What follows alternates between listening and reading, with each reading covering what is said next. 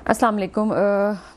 Programme inside the news के साथ मैं डॉक्टर सना गौरी आपके साथ मौजूद हूँ। यहाँ पे जो चीज़ें हमें सामने नज़र आ रही हैं वहाँ पे इलेक्शन 2024 के बाद बहुत सारी कयास आराइयाँ हुई, लेकिन कुछ कयास आराइयाँ पहले भी हो रही थी, प्रेडिक्शंस दी जा रही थी कि वज़ीर आज़म कौन होंगे।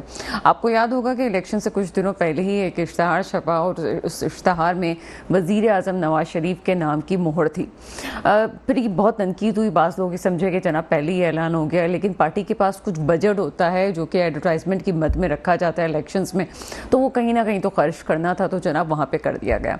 लेकिन हुआ कुछ यूँ कि अब जो नताइज सामने आ रहे हैं और जिसमें हमें साफ साफ अब नज़र आ रहा है कि पीपल्स पार्टी का सदर होगा, नून लीग का वज़ीर आज़म होगा और वज़ीर आला पंजाब जो है वो भी नून लीग से होंगे, लेकिन उसमें कहीं भी किसी भी दौड़ में नवाज शरीफ साहब नज़र नहीं आते। अब ऐसा क्यों हुआ नवाज शरीफ साहब के साथ? पहले तक ये कहा जा रहा था कि मुस्लिम लीग नून अपने तौर से पार्टी की हैसियत से अपनी पोजीशन खोती जा रही है। इस वक्त जो वोट पड़ा है मुस्लिम लीग नून को, वो सिर्फ और सिर्फ नवाज शरीफ साहब की वजह से पड़ा है। लेकिन नवाज शरीफ साहब ये समझते थे कि उनको एक बहुत बड़ी कामयाबी मिलेगी, जो कि नहीं हो सका। नवाज शरीफ साहब का मसला ये भी है कि वो मज़ाहिमत पे तो बात करते हैं, मफाहिमत पे बहुत कम बात करते हैं। आगे जो मेरे मुल्क के हालात हैं उसमें मज़ाहिमत तो हो नहीं सकती। आप एक इदारों को साथ लेके नहीं चलेंगे तो आपके बहुत सारे मसाइल हल नहीं हो सकते और 5 साल आपकी गवर्नमेंट नहीं चल सकती। इस तमाम सिनेरियो में सबसे बेहतर आपके पास जो कैंडिडेट था वो शहबाज शरीफ साहब थे, तो जनाब शहबाज शरीफ साहब को आगे कर दिया गया। लेकिन इस वक्त खुद भी नून लीग का वोटर भी इस बात पे परेशान है कि जनाब वो तो नवाज शरीफ साहब को देखना चाहते थे, शहबाज शरीफ साहब अचानक से कहाँ पे आ गए। लेकिन बहरहाल अब आगे क्या सिर्फ नवाज शरीफ साहब, जो कि बहरहाल एक बड़े लीडर हैं, सिर्फ अपनी बेटी और भाई की गवर्नमेंट को सपोर्ट करने के लिए वो यहाँ तक आए और ये सब कुछ जो हुआ कि सिर्फ उनको वोट डलवाने के लिए और फिर से मुस्लिम लीग नून को एक नई जिंदगी देने के लिए ये सब कुछ किया गया। आगे जनाब 25 रुकनी काबीना बन रही है और 25 रुकनी काबीना में जहां सभी को हिस्सा मिलेगा। पीपल्स पार्टी इस वक्त इस दौर से बाहर है, वो सिर्फ ये कहती है, उसको सिर्फ ओहदों पे उसने बात की है, वजारतों पे बात नहीं की है। आगे जो MQM है उसको 3 से 5 सीटें इस वक्त मिल सकती हैं, जो कि वजारत की सीटें जो हैं, और जो जैसे आप पहले भी पता है आपको कि अपोजिशन जिसकी हो उसकी अपोजिशन करो। MQM को तो यही असूल रहा और वजारत दे लेके उनकी चीज़ें आगे चलती रहती हैं, तो बहरहाल इस दफ़ा भी वही फार्मूला होगा। लेकिन इकॉनमी, मुल्क, सूरत हाल, अवाम की ख्वाहिशात, तवक्कात, ये सब चीज़ें कैसे चलेंगी?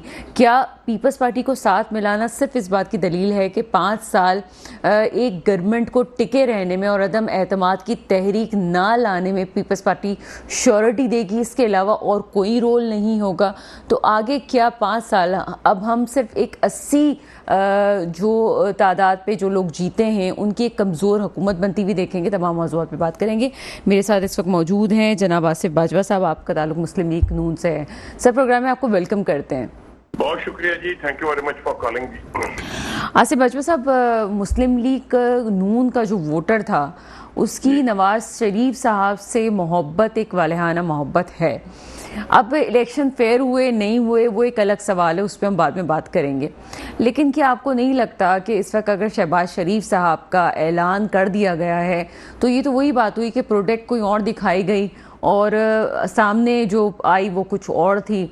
आपका वोटर इससे परेशान नहीं होगा? ये ठीक है जनाब, वो कहेगा ओके है जो भी फैसला हुआ है। बिस्मिल्लाहिर्रहमानिर्रहीम। आपका बहुत शुक्रिया, आपने मुझे वक्त दिया। जो आपने डिटेल इंट्रो में पेश की वो माशाल्लाह बड़ा ही आपने रिसर्च पर किया है और हकायक पे मबनी आपने बातें की हैं। और जो मुझसे क्वेश्चन है वो ये है कि क्या PMLN का जो वोटर है, सपोर्टर है, क्या वो मियां नवाज शरीफ साहब को PM देखना चाहता है या मियां शहबाज साहब को? तो इस सिलसिले में मैं गुजारिश कर दूं कि पाकिस्तान मुस्लिम लीग नून का जो वोटर है वो डेफिनेटली फॉलो करता है मियां नवाज शरीफ साहब को, और उनके लिए पाकिस्तान मुस्लिम लीग नून के वोटर्स के लिए वही हमारे रहबर है, वही हमारे रहनुमा है। लेकिन इसके साथ साथ मैं आपको एक अर्ज कर दूं, जब 2013 का इलेक्शन आया उससे पहले 2008 से लेके 2013 तक गवर्नमेंट थी पाकिस्तान पीपल्स पार्टी की मरकज में, और गिलानी साहब प्राइम मिनिस्टर थे और उसके बाद राजा परवेज अशरफ साहब आ गए और पंजाब में गवर्नमेंट थी PMLN की। और मियां नवाज शरीफ साहब ने उस दौर में ये साबित किया कि अगर मरकज में अपनी हुकूमत ना भी हो तो अगर आपको एक सूबे जिसको मिनी पाकिस्तान कहते हैं 146 MNAs की सीटें वहां पर हैं, तो उस सूबे की अगर आप हुकूमत करें तो आप डिलीवर कर सकते हैं। और उस डिलीवरेंस की बुनियाद पर 2013 के इलेक्शन में जब हम इलेक्शन कैंपेन में गए तो अवाम ने अप्रिसिएशन दी मियां शहबाज शरीफ साहब के डिलीवरेंस को, उनके जो उन्होंने रोड इंफ्रास्ट्रक्चर बनाए, जो उन्होंने अंडरपासेस बनाए, जो उन्होंने मेट्रो बनाई, और उसके बाद लोगों को, सूबे के लोगों को बेरोजगारी से जान छुड़वाई, और पंजाब में हेल्थ में और एजुकेशन में उन्होंने सर वो पंजाब का दौर गुजर गया, ये तमाम लोग जानते हैं कि वो पंजाब वाली बात थी और शहबाज शरीफ साहब की परफॉर्मेंस से कोई इनकार नहीं कर सकता, लेकिन वो एक पंजाब की सूरत हाल थी। शायद आप भूल रहे हैं कि 16 माह मुल्क की सबसे बड़ी सीट पे वजीर आजम जो बैठे हुए थे वो आप ही की पार्टी के शहबाज शरीफ साहब ही थे। फिर आप परफॉर्मेंस की बात कैसे कर सकते हैं? आप ये कहें कि जनाब तमाम लोगों की गवर्नमेंट थी और 16 माह ही थे, परफॉर्मेंस का मौका नहीं मिला, तो मेरे ख्याल है पाकिस्तान की इक़्तिदार पे कोई एक दिन भी बैठेगा तब भी उस पर जिम्मेदारी बनती है कि वो जवाब दे उसे एक दिन का। बिल्कुल बिल्कुल आपकी बात बजा है, और इस बात का इदराक मियां मोहम्मद शहबाज शरीफ साहब को है। उन्होंने बबागे दोहल इस बात का इकरार किया जब उन्होंने कभी 1-to-1 इंटरव्यू दिया उसमें भी, और जब कभी आप जैसे साफियों ने उनके पास, उनके सामने उनको क्वेश्चन जब टाइम दिया गया सवालात करने का, तो उस वक्त भी उन्होंने इस सवाल का जवाब दिया और उन्होंने इस बात को ओन किया और उन्होंने इस बात की ओनरशिप ली कि हमने 16 माह की गवर्नमेंट में हमने रियासत बचाई है, हमने अपनी सियासत का नुकसान किया है, और यही वजह है कि आज हमारे पास 79 या 80 सीट्स हैं।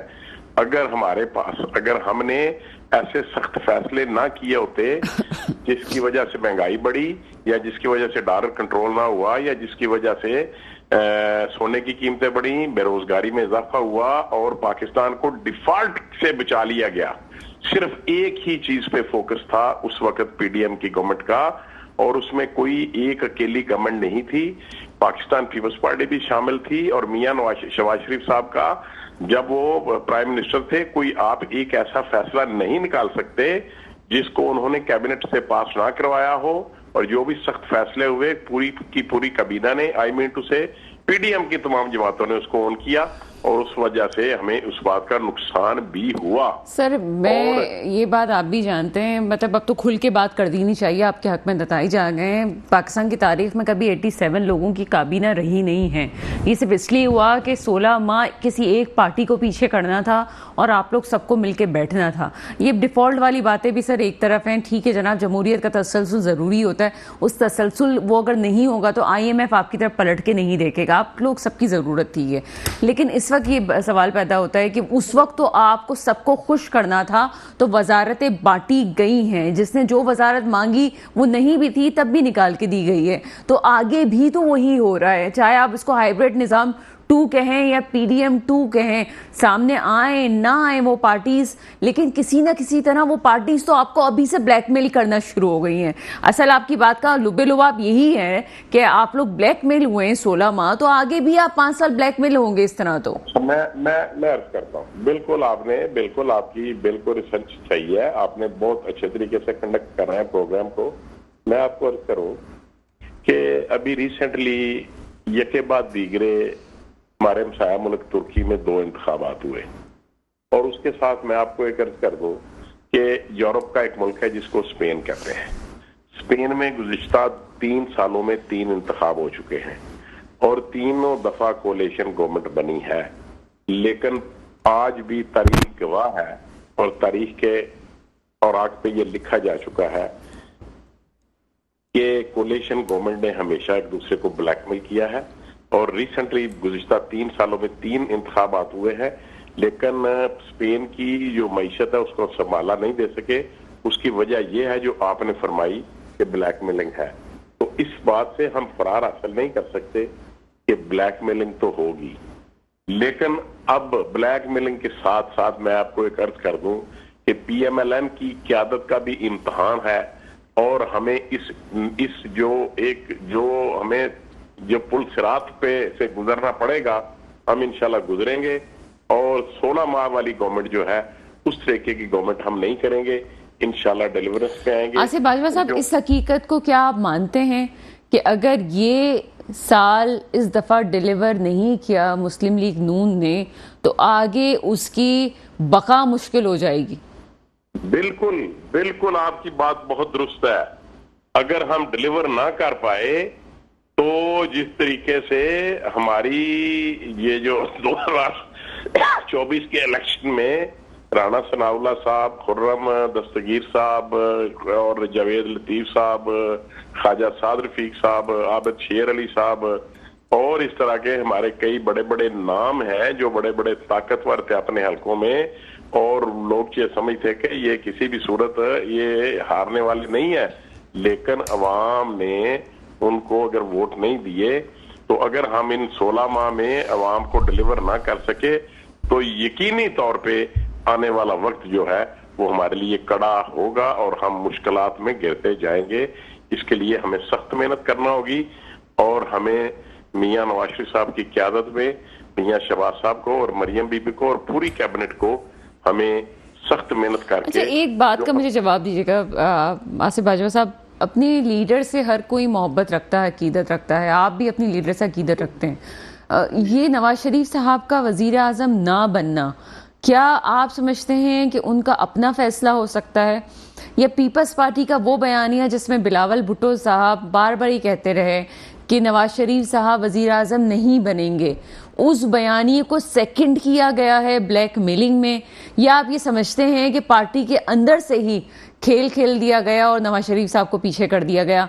ये आप क्या समझते हैं, क्या वजूहत हो सकती हैं? मैं रिस्पॉन्ड करता हूँ इसको। देखिए, मियां नवाज शरीफ साहब 2 दफा चीफ मिनिस्टर रहे, 3 दफा प्राइम मिनिस्टर रहे, 2 दफा लीडर ऑफ द अपोजिशन रहे। मैं आपको अर्ज करूं कि मियां नवाज शरीफ साहब किसी से ब्लैकमेल होने का वाला शख्स नहीं है। वो खबरों के ऊपर या टेलीविजन के स्क्रीन पे या टॉक शोज को देख के या कोई अखबारी खबर देख के या किसी रिपोर्टर के वजह से ऐसी खबरें चलवाने की वजह से वो शख्स ब्लैकमेल होने वाला नहीं है। बड़े दिल गुर्दे वाला और बड़ा जी शऊर और बड़ा विजनरी आदमी है, कोई मजाक नहीं है। अल्लाह ताला ने भी उनको अकल, शऊर, फहम, फरासत दी हुई है और 2 दफा चीफ मिनिस्टर और 3 दफा प्राइम मिनिस्टर रहे हैं और कामयाब तरीन रहे हैं और अपने अवाम की खातिर 3 दफा उन्होंने अपने इक़्तिदार उनसे छीना भी गया, लेकिन उसके बाद आपने जब 22 अक्टूबर को देखा अवाम ने फिर उनका इस्तकबाल किया। और मैं आपको ये अर्ज कर दूं कि मियां नवाज शरीफ साहब ने जो फैसला किया है कि शहबाज साहब जो है वो काम करेंगे और पंजाब में मरियम भी काम करेंगे, ये उनका अपना विजन है।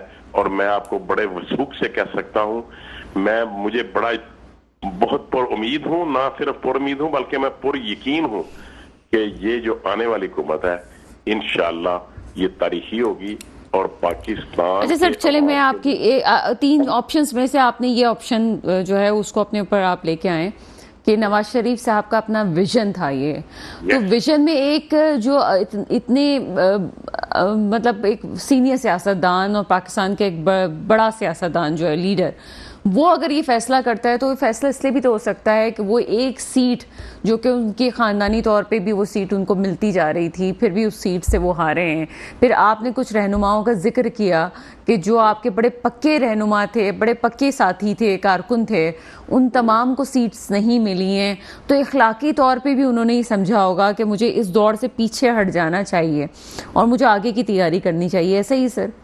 नहीं, देखिए मैं कर दूं, अगर कोई ऐसी बात होती ना तो मियां नवाज शरीफ साहब को इक़्तिदार ना लेते। वो अगर वो ये समझते कि मुझे पीछे हट जाना चाहिए। देखें, मैं आपको अर्ज कर दूं, 2 बातें आपके क्वेश्चन में मैं ये समझता हूं। एक तो आपने दर पर्दा ये भी कहा है कि एक सीट पे अपने भाई को दे दी है और एक सीट अपनी बेटी को दे दी है। ये दर पर्दा एक ये भी क्वेश्चन अराइज हो रहा था आपकी बातों से। मैं अर्ज कर दूं सर, भाई तो डिजर्व करता था, मतलब भाई तो चले हम कह सकते हैं ना कि एक परफॉर्मेंस रही है। मैं चले आपकी बात को मैंने अखज कर लिया जो मैं समझ सकता था। मैं अर्ज करूं, पंजाब में इससे पहले भी जब वोट फॉर नो कॉन्फिडेंस आई ये परवेज इलाही साहब के खिलाफ, तो लोगों ने इस पे क्रिटिसाइज किया कि अपने घर में ही क्यों, हमजा साहब पर ही क्यों। तो अब भी ये बात डिस्कस हुई कि 2-3 नाम ऐसे हैं, लेकिन मैं नाम नहीं ले सकता। 1-2 नाम ऐसे हैं जो मीडिया पे भी गर्दिश करते रहे और इलेक्शन के अगले ही दिन उनका नाम, हमारे एक एमपी हैं उनका नाम, और इस तरह 2-3 लोगों के नाम आते रहे। लेकिन प्रॉब्लम ये है कि जो पार्टी के दीगर अराकीन है, जो दीगर मेंबरान हैं पंजाब असेंबली के, वो ये समझते हैं कि अगर इस शख्स को आप देते हैं सीएमशिप तो मैं क्यों नहीं। वो दूसरा कहता है अगर आप इसको देते हैं तो मैं क्यों नहीं। लेकिन जब हमजा शहबाज साहब का नाम या मरियम बीबी का नाम जब आया है तो फिर किसी को पार्टी में से जो इलेक्टेड एमपीज हैं वो इसके ऊपर जो है वो सारे आ जाते हैं, वो कहते हैं ठीक है ये आ जाए, हमें चलिए लॉजिकल बात है, चलिए ठीक है आगे से। इस वजह से पार्टी इकट्ठी इनके नाम पे रहती है। दूसरी बात यह है कि मियां नवाज शरीफ साहब जो हैं वो, मैंने फिर अर्ज किया कि वो एक विजनरी आदमी है, एक बड़ा अरसा उन्होंने गुजारा है इस खारजार में। और सर अगर मैं गलत नहीं है तो साहिवाल की सीट है जिसपे नवाज शरीफ साहब नहीं जीते। साहिवाल की नहीं, वो तो वहाँ वो एबटाबाद के करीब, वो मानसहरा से आ रहे हैं। मानसहरा से आ रहे हैं मैडम। एक सीट जो नहीं जीते, मुझे कंफर्म नहीं है कि वो कौन सी सीट थी। मानसहरा से आ रहे हैं, मानसहरा की, ठीक है ठीक है। तो लाहौर से वो जीते हैं और वो डॉक्टर राशिदा थी, क्या नाम है उनका, वो पीटीआई की यास्मीन राशिद, उनको उन्होंने हराया है। और वो 3-4 इससे पहले उनको मियां नवाज शरीफ साहब की जो मिसेज थी उन्होंने भी उनको हराया था। और उससे पहले भी वो 3-4 दफा जब से वो पीटीआई में आई हैं वो हारती ही रही हैं, कभी भी वो जीती नहीं है। तो पिछली दफा उनको फिर स्पेशल सीट पे लेकर के आए थे और उनको उन्होंने मेंबर पंजाब असेंबली बनाया था। तो मैं ये अर्ज कर दूं कि आज भी पाकिस्तान के अवाम और बिलखसूस पंजाब के अवाम में पाकिस्तान मुस्लिम लीग नून एक मकबूल जमात है। और पाकिस्तान पीपल्स पार्टी ने भी यहाँ पे इलेक्शन लड़के देख लिया और पाकिस्तान तहरीक इंसाफ के लोगों ने भी इलेक्शन लड़के देख लिया। और हम ही बड़ी पार्टी हैं और हम इंशाल्लाह अक्सरियत में हैं और पंजाब में डिलीवर करेंगे। अच्छा सर, आपका एक वही बात है कि आप तजर्बा भी रखते हैं। थोड़ी देर के लिए पॉलिटिकल हेड हटा के आप मुझे एक बात बताइए, जिस पार्टी से आप बिलोंग करते हैं, आपकी पार्टी कई दहाइयों से पाकिस्तान में है और आप हुकूमतों का हिस्सा भी रहे हैं, हुकूमतें बनाई भी हैं आपने।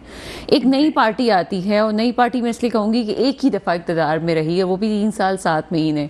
उसके बाद उसकी अक्सरियत इतनी बढ़ जाती है कि आपकी पार्टी के बाद या पहला दूसरा आप लोगों का नंबर चलने शुरू हो जाता है और आगे ये नौबत आ जाती है कि आज़ाद हैसियत में भी उसके उम्मीदवार एक बड़ी तादाद में हमें नज़र आते हैं।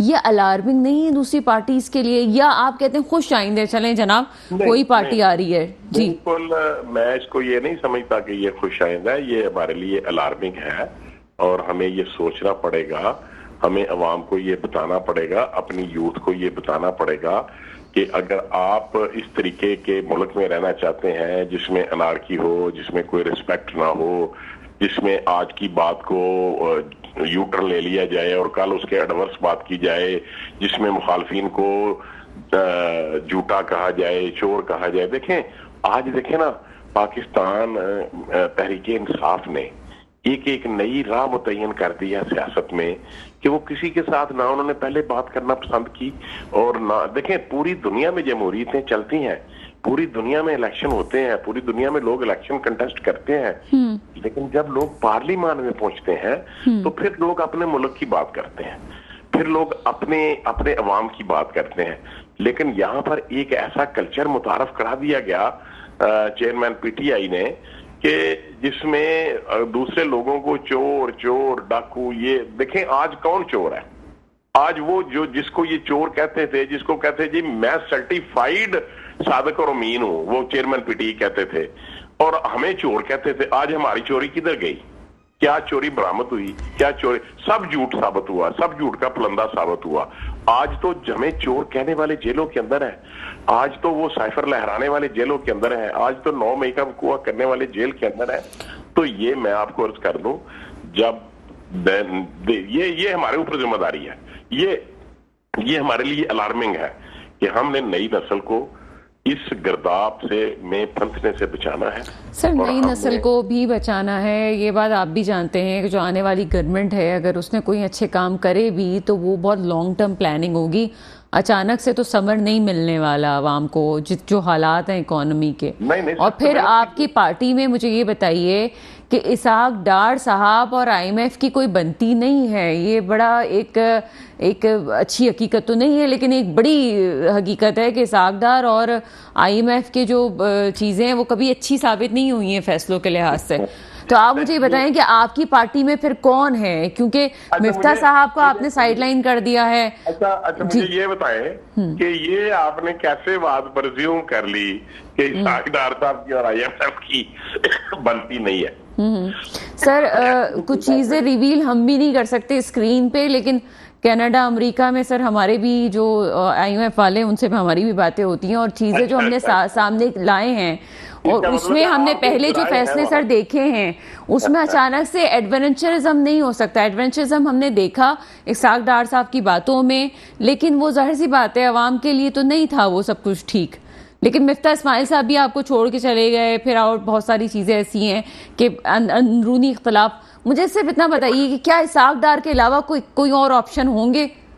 डेफिनेटली इस पे मैं तो कोई कमेंट नहीं कर सकता कि इसहाक डार साहब ही होंगे या उनके अलावा भी कोई। जैसे रिश्तेदारियों का उन्हें भी कोई फायदा होगा आगे भी। नहीं देखिए, मैं इस पोजीशन में नहीं हूँ कि मैं किसी रहनुमा का नेगेटिव करके किसी को प्लस या पॉजिटिव कर सकूं। मैं इस पोजीशन में नहीं, और ना ही कोई ऐसी र्यूमर अभी तक आई है कि ये नहीं है और ये है, या ये है और ये नहीं है। ऐसी कोई बात अभी तक मंजर यहाँ पे नहीं। लेकिन सर आप ये तो समझते हैं ना कि ये सीट बड़ी इंपॉर्टेंट है, जितनी वजीर आजम की सीट इंपॉर्टेंट है इतना ही ये सीट इंपॉर्टेंट है फाइनेंस मिनिस्टर की। इसमें तो कोई शक नहीं है। आज जो हमारी इकोनॉमी की सूरत हाल है, जिस तरीके से हम डिफॉल्ट की तरफ जा रहे थे और फिर हम बचे। देखिए मैं आपको एक बात अर्ज कर दूं। सॉरी जब 1998 था ना, जब पाकिस्तान ने एटमी धमाके किए तो पूरी दुनिया ने पाबंदियां लगा दी पाकिस्तान के ऊपर, और पाकिस्तान ने बेअमर मजबूरी वो जो थे ना हमारे फॉरेन करेंसी अकाउंट्स, उनको भी फ्रीज कर दिया। आज के हालात से उस वक्त के हालात बहुत खराब थे, लेकिन मियां नवाज शरीफ साहब ने और उनकी टीम ने पाकिस्तान को बचाया, और पाकिस्तान ने फिर फ्लाई किया और तरक्की की तरफ वो चले गए। मुझे यकीन है कि मियां नवाज शरीफ साहब की क़यादत में जो कोई भी हो, चाहे इसहाक डार साहब हो, ए हो, बी हो, सी हो, कोई भी हो, ये पूरा टीम वर्क होगा और इंशाल्लाह पाकिस्तान की इकानमी को बचाएंगे और पाकिस्तान के लिए नई राहें मुतय्यन करेंगे और पाकिस्तान तरक्की की तरफ जाएगा। बहुत शुक्रिया आसिफ बाजवा साहब, आप हमारे साथ मौजूद है। एक छोटा सा ब्रेक का वक्त हुआ, ब्रेक के बाद आपके सामने शामिल होते हैं। ब्रेक के बाद आपके सामने हाजिर हैं और सफदर अब्बासी साहब ने हमें ज्वाइन किया है। जीडीए से आपका ताल्लुक है सर, प्रोग्राम में आपको वेलकम करते हैं। जी बीबी। सफदर अब्बासी साहब, आपके कुछ नाराजगी की इत्तलात आ रही हैं, क्या सूरत हाल है? खुश नहीं आप इलेक्शन से? जी ये तो मजाक है, इलेक्शन तो नहीं है। मैं समझता हूँ कि पूरे पाकिस्तान के अंदर इस वक्त जितनी क्रिटिसिज्म हमारे नेशनल लेवल पे, मीडिया के अंदर, मुख्तलिफ एंकर्स की तरफ से या इंटरनेशनल ऑब्जर्वर्स की तरफ से या जितने भी बैरूनी ममालिक हैं उनकी तरफ से, जो कि जमहूरियत का एक लंबा तजुर्बा रखते हैं और वो पाकिस्तान की सियासत के ऊपर बड़ी गहरी नजर रखते हैं, हर तरफ से इन इलेक्शन के बारे में बहुत सीरियस शकूक व शबात का इज़हार किया जा रहा है।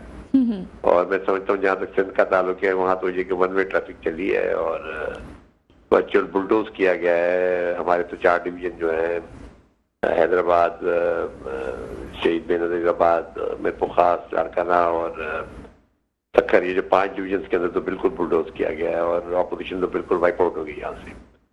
तो जो भी हुआ है, चाहे वो केयरटेकर गवर्नमेंट हो, चाहे वो एडमिनिस्ट्रेटिव यहाँ पे जो थी डीसीज, एसपीज, एसीज जो लगे, फिर उसके बाद वही डीआरओ और आरओ मुकर्रर हुए, उन्होंने पोलिंग स्कीम तरतीब दी, उन्होंने जो है ना पोलिंग स्टाफ को लगाया। सफदर अब्बासी साहब, बड़ा वसी तजर्बा है आपका सियासत का, हम तो पहले भी आपसे कहते रहे थे। क्या आपको लगता है कि आपका इत्तेहाद जो एमक्यूएम से था वो ठीक था?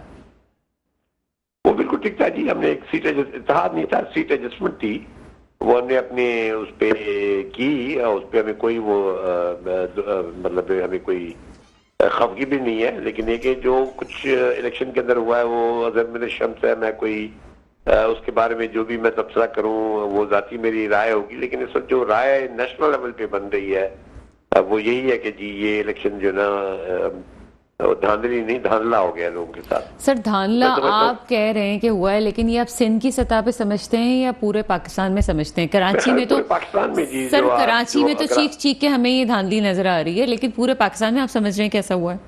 बिल्कुल ऐसे ही हुआ है जी। समझो कि पूरे पाकिस्तान के अंदर जो शिकायत है वो अब उसकी इतनी ज्यादा जो है ना वो कहते हैं ना कि गूंज रही है, उसकी गूंज जो है ना पूरे न सिर्फ पाकिस्तान में बल्कि इंटरनेशनल लेवल पे अब सुनाई दे रही है कि जिस इलेक्शन के ऊपर जो है ना जो इतमाद और कॉन्फिडेंस होना चाहिए था वो नहीं हो पा रहा, और बल्कि जो है ना इस वक्त मामला जो क्राइसिस है वो शदीद तर होता जा रहा है कि ऊपर हुकूमत कोई ढंग की हुकूमत बनती नजर नहीं आ रही। और अगर नेशनल लेवल पे हम कोई ढंग की हुकूमत ना बना सके और जो है ना उसके अंदर जो है ना इस किस्म की वो जहाँ पे जो है ना 54 सीटों वाले और 73 सीटों वाले जो है दावा करेंगे जी हमें किसी को एक चांद चाहिए, किसी को दूसरा चांद चाहिए, तो चांद तो नहीं मिलने से रहा है सारे अमल के अंदर। वो तो सारी की सारी एक जो जो जो जो जो इस वक्त कॉन्फ़िगरेशन नजर आ रही है उस कॉन्फ़िगरेशन के अंदर कोई स्टेबल गवर्नमेंट हमें आगे नजर नहीं आ रही।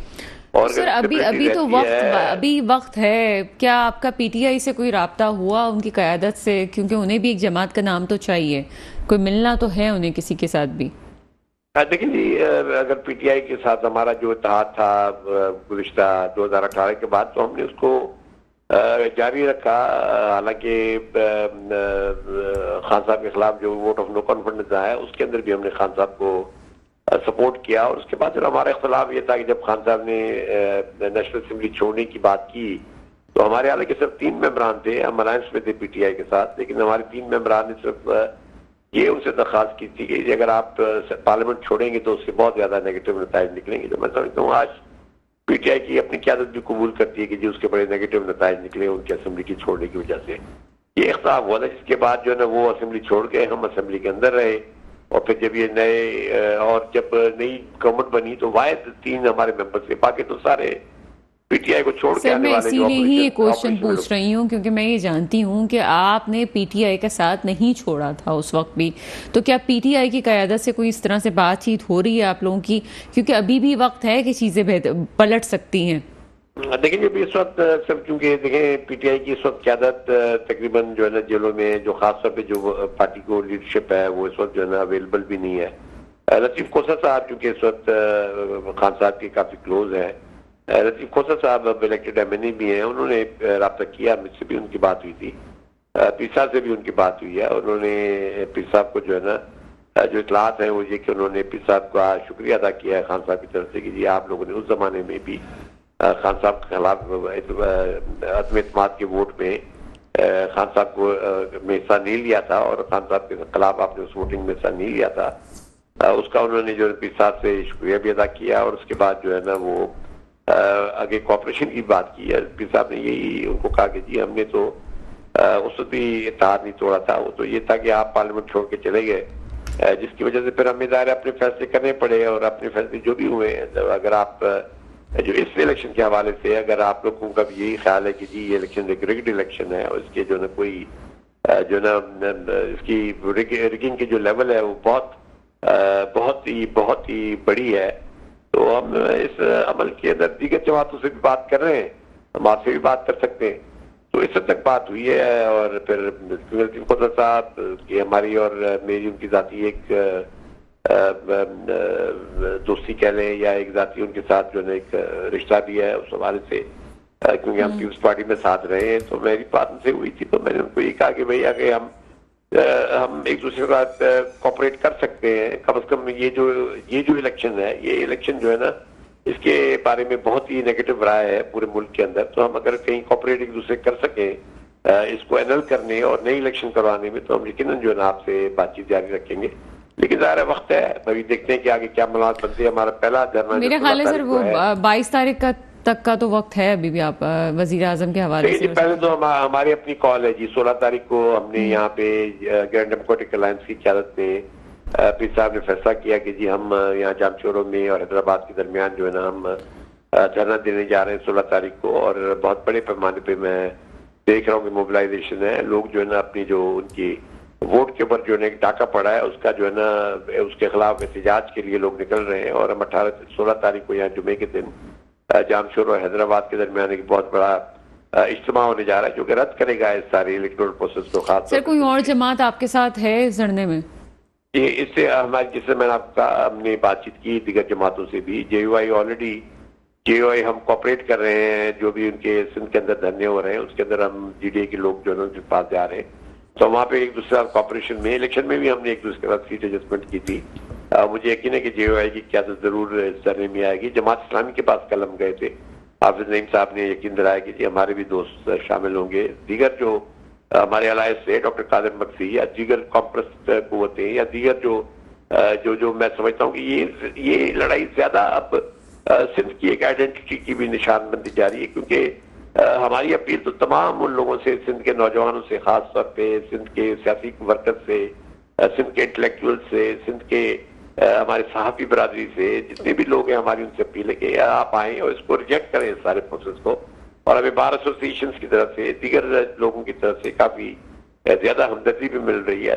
बहुत से लोग जो है ना जो कोई इंटेलेक्चुअल लेवल पे वकील हैं, अपने स्टूडेंट्स हैं, बहुत बड़ी जो है ना तादाद में जो है ना इस सारे अमल के खिलाफ जो कि हुआ है अपना 8 फरवरी को सिंध के अंदर, उसके खिलाफ जो है ना निकल के इंशाल्लाह आएंगे। बाकी ये कि हमारी बातचीत लेकिन चल रही है। हम उम्मीद कर रहे हैं कि काफी सारी सियासी जमातें, सियासी फोर्सेस जो है वो इस धरने में शामिल होंगी और इंशाअल्लाह 16 फरवरी को जो है सारा का सारा मामला लोगों के सामने आ जाएगा। पीर साहब उसके खुद क्योंकि क़यादत कर रहे हैं तो उनकी अपनी जमात एक बहुत बड़ी जमात है उनकी, अपने जमात, वो सारे शामिल हो रहे हैं। पोलिटिकल वर्कर्स भी बेताशा इस वक्त मोबिलाइज है मुख्तलिफ हल्कों से।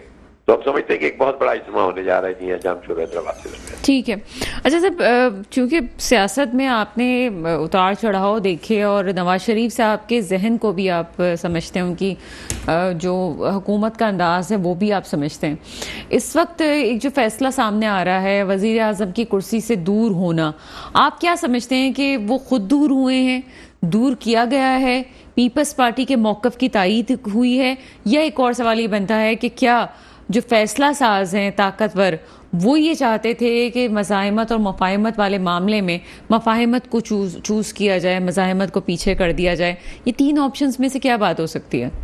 लेकिन ये मुश्किल ऑप्शंस के लिए ऑप्शन है। मैं समझता हूँ इस वक्त पाकिस्तानी एस्टेब्लिशमेंट के लिए भी, मियां साहब के अपने लिए भी, उनकी जमात के लिए भी काफी मुश्किल ऑप्शंस हैं। और मैं समझता हूँ कि मियां साहब का जो विड्रॉल है, आप ये मिक्स समझ सकते हैं कि बहुत से फैक्टर्स हैं जो इसके अंदर जो है कारफरमा है सारे अमल के अंदर, जहाँ पे उन्होंने अपने आप को पीछे किया और मियां शहबाज शरीफ साहब को आगे किया। इसके अंदर काफी सारी मैं समझता हूँ कि चीजें उन्होंने देखी होंगी और वो मैं समझता हूँ कि इस वक्त हालात के मुताबिक प्रॉब्ली शायद मियां साहब का फैसला दुरुस्त है कि जो अपने आप को दूर रखे, क्योंकि ये निजाम चलता मुझे नजर नहीं आ रहा। अगर शहबाज शरीफ साहब, इसका मतलब ये हो कि आप कहना चाह रहे हैं फेस सेविंग है और कुछ भी नहीं है?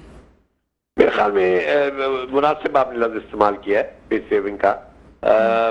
इस सारे अमल के अंदर जो मुख्तलिफ जो फैक्टर्स हैं और मुख्तलिफ जो मराहल जो गुजरे उनकी वापसी के बाद, और जिस अंदाज के अंदर फिर इलेक्शन हुआ, फिर जो उसके रिजल्ट आए उनके, वो अपनी एक खुद सीट हार गए, दूसरी सीट के ऊपर भी बहुत सीरियस इस वक्त क्वेश्चन मार्क्स हैं जो डॉक्टर यास्मीन साहबा के हवाले से कि जी ये मामला जो है ना काफी हद तक जो मैं समझता हूँ कि मियां साहब अंडर प्रेशर थे और गालबन ये कि उन्होंने अपने आप को विड्रॉ किया सारी रेस से। बाकी अब आगे चल के मियां शहबाज शरीफ साहब के सद तक जो है ना मामला को कंट्रोल कर सकते हैं या मामला को लेकर आगे चल सकते हैं। मैं समझता हूँ इस वक्त पाकिस्तान के जो मसाइल हैं वो इस हद तक गंभीर है और इस हद तक जो है ना वो हमारी इकोनॉमिक और हमारी जो पार्लिमानी या हमारी जमहूरी सियासत जो है ना वो इस हद तक जो है ना जो हमारी मौशी सूरत है वो इस हद तक जो है ना गंभीरता की शक्ल अख्तियार कर गई, जहाँ पे इन सारी चीजों को ये जो एक मॉटली क्राउड ऑफ, जिसको अंग्रेजी में मैं कहूँगा कि जी ये मुख्तलिफ जो छोटी छोटी जमातों को इकट्ठा करके और 2 बड़ी पार्टियों को आगे करके जो एक हुकूमत बनाई जा रही है, इसके बारे में अभी भी जो है ना पीपल्स पार्टी ये कहती है कि जी हम तो इस हुकूमत कैसा नहीं बनेंगे, तो अगर वो नहीं बनेंगे तो फिर कौन बनेगा, तो फिर किस तरह जो है ये सारा का सारा निजाम चलेगा। मैं समझता हूँ कि बहुत मुश्किल मरहला आ रहा है। अभी तो 25 रुकनी काबीना का ऐलान किया गया है। आपको लगता है कि हमारे सियासतदान इस तरह से कर सकते हैं कि 25 रुकनी काबीना पे खुश होकर बैठ जाएं, जिसमें से 3 से 5 वो सिर्फ MQM को देने की ख्वाहिश करते हैं? लेकिन सर एक और चीज़ जो मैं आपसे पूछना चाहती हूँ, क्योंकि प्रोग्राम अपने आखिरी मराहिल में, तो ये जो अगर आपको नहीं लगता कि अगर नवाज शरीफ साहब वज़ीर आज़म की कुर्सी पे बैठते तो फिर भी हम ये कह सकते थे कि 5 साल ये निज़ाम चल जाता है, क्योंकि पर्सनैलिटी मैटर करती है कुछ भी हो। आपको क्या ऐसा नहीं लगता कि ये वाला निज़ाम फिर वापस से 16 माह या 2 साल की तरफ जा रहा है? क्योंकि जो क़यादत और जिस तरह से काबीना हमारे सामने आ रही है वो बहुत कमज़ोर है, लेकिन अगर उनका लीडर अगर अलग होता तो शायद 5 साल खींचा जा सकता था हमारे निज़ाम को। मेरे ख्याल में ये जो भी इस वक्त जो हुकूमत बनने जा रही है, शायद मियां साहब के अपने मिजाज के भी खिलाफ है। क्योंकि वो जब भी वो वज़ीर आज़म बने, चाहे वो 90 में या चाहे वो फिर उसके बाद जो है ना 97 में या फिर 2013 के अंदर, तो पंजाब की एक ब्रूट मेजॉरिटी के साथ वज़ीर आज़म बने, जहां मैं कहूँगा 2/3 अक्सर तो नहीं, लेकिन ये कि काफी बड़ी उनको अक्सरियत हुई और वो शायद उनके मिजाज के मुताबिक थी। इस वक्त जो है जो भी उनको कुव्वत मिली है पार्लियामेंट के अंदर, मैंने समझता इस कुव्वत के ऊपर मियां साहब के मिजाज का आदमी कोई ज्यादा देर चल सकता। तो मैं समझता शायद यही कंसिडरेशन होगी उनकी कि जी वो अपने आप को पीछे करें, और मियां शहबाज शरीफ साहब जो जरा मुतमल मिजाज हैं और ज्यादा जो है ना वो लोगों को कैरी कर सकते हैं, उनका एक अपना मिजाज है, धीमा मिजाज है, तो ज्यादा वो शायद अपने आप को कैरी कर सकते हैं। तो मैं सब इसी ख्याल से गालबन मियां साहब ने ये फैसला किया कि जी मैं पीछे होता हूँ और मियां शहबाज शरीफ। देखिए सर, ये निज़ाम आपको चलता हुआ नजर आ रहा है? मुझे नहीं लगता जी, बहुत लंबा अर्सा नहीं चलता, बिकॉज ये कि बहुत ही जो है ना बुनियादी डिफरेंसेस हैं सारी जमातों के अपने अंदर, खासतौर पे मुस्लिम लीग और पीपल्स पार्टी की अपनी जो मिजाज है उसमें बहुत ज्यादा जो है इख्तलाफ है। और मैं नहीं समझता कि जो गुज़िश्ता 16 माह का जो एक एक्सपीरियंस रहा है उसके अंदर दोनों जमातें काफी एक दूसरे के साथ खिचखिची और अब भी खिचखिची रह रही है। ये जरूर है कि जी रज़ाई साहब बैठ के उन्होंने आज प्रेस कॉन्फ्रेंस की है, अब कल शायद मियां शहबाज शरीफ साहब के साथ और बाकी जो इश्तिहाद में शामिल थे, लेकिन बाकी जमातें जो कोई इतनी मिनिस्क्यूल है, छोटी छोटी जमातें, उनका कोई इतना ज्यादा वैल्यू नहीं है।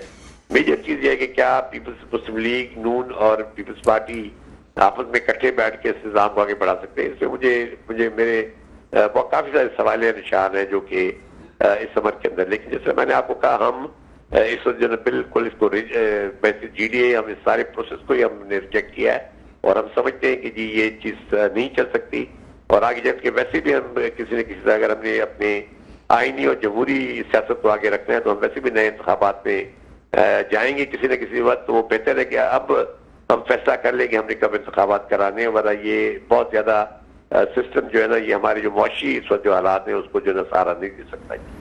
देखिए सर, अभी तो नए सिस्टम की तरफ लॉजिकली कैसे जाएंगे? मंतकी तौर पे तो पॉसिबल नहीं है, आगे IMF की किस्त है और हमें इंटरनेशनली बताना है कि हमारे मुल्क में जमहूरियत है। अब पीछे कोई किसी का भी डंडा हुआ एक अलग मसला है नहीं, लेकिन देखिए ना दुनिया के अंदर कोई जब आप कोई जैसे एक्सपेरिमेंट्स हमारे यहाँ होते हैं तो बाज़ औक़ात एक्सपेरिमेंट्स फेल भी तो हो जाते हैं ना। तो बाज़ औक़ात तो नहीं, अगर एक्सपेरिमेंट्स फेल हो तो उसका पहले ही उसका तजिया कर लिया जाए ना, बजाय ये कि जी आप आखिर तक ले जाए और उसके जो नतायज और उसकी जो हौलनाक किस्म के जो नतायज निकले वो और आपको खराबी की तरफ ले जाए। तो बेहतर ये नहीं होगा कि जी हम इसको एक्सेप्ट करें कि जी ये जो कुछ गलत कारियां हुई हैं दरमियान में उसको जो ना हम ठीक करने की कोशिश अभी से करें और किसी ऐसी प्रोसेस की तरफ जाए जहाँ पे जो ना ये एतमाद हो कि जी हम एक फ्री जो ना एक आवाम की फ्री आवाज के साथ जो एक हम नहीं पार्लियामेंट मुंतखब करें। मैं समझता जितना जल्दी इस बात को हम रियलाइज करेंगे, चाहे वो पाकिस्तान की मिलिट्री या जुडिशियल एस्टैब्लिशमेंट या पाकिस्तान की जो ब्यूरोक्रेटिक इदारे हैं या पाकिस्तान के जो सियासतदान हैं, जितना जल्दी इस बात को रियलाइज करते हैं कि जी ये सारा का सारा प्रोसेस गलत हो गया है, इसको ओवरटर्न करके जो है ना एक नया चैप्टर खोलने की तरफ जाए, अगर जितनी जल्दी जो ना ये रियलाइज करेंगे उतना जल्दी हमारे लिए बेहतर होगा। वरना ये मैं जिस आपको कहा ये सोच पाकिस्तान के सियासी, आईनी, कानूनी, मुआशी, समाजी जितने इस वक्त हमारे जो मसाइल है, ये जो सिस्टम बनने जा रहा है ये इसकी ये गालबन वो उन मसाइल को हल नहीं कर सकते। अच्छा सर, एक और क्वेश्चन यहाँ पे रेज होता है कि अभी हम देखते हैं कि बिलावल भुट्टो जरदारी साहब की जुबान कुछ और कहती है, फैसले कुछ और सामने आते हैं, लेकिन बिलावल भुट्टो जरदारी साहब की जिस तरह से इलेक्शंस कैंपेन रही, उन्होंने नौजवानों के दिलों में एक सॉफ्ट कॉर्नर तो पैदा किया है, इससे तो इनकार नहीं किया जा सकता। क्या आगे क्या ऐसा इम्कान है कि पीपल्स पार्टी की जो कुछ अरसे जो सियासत का रुख बदला है बीबी साहिबा के बाद से, वो बाद में तब्दील होता हुआ आपको नजर आ रहा है? और आपको क्या ऐसा लगता है कि ये सब कुछ बदल जाएगा जो बीच में उन पे करप्शन और बहुत सारे इल्जाम पीपल्स पार्टी पे लगते आए हैं?